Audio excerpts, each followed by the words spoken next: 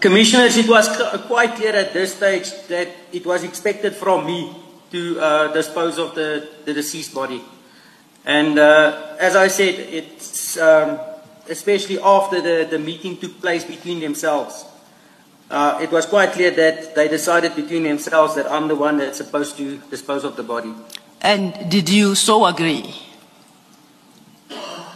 I really didn't have a chance to agree. I felt like I was being forced. At this stage, I felt that I was being outnumbered, as the decision was made already, and we're dealing with a very serious and dangerous situation at this stage already. Yes. So I interpret it as if I don't comply, then I would probably be next. Okay.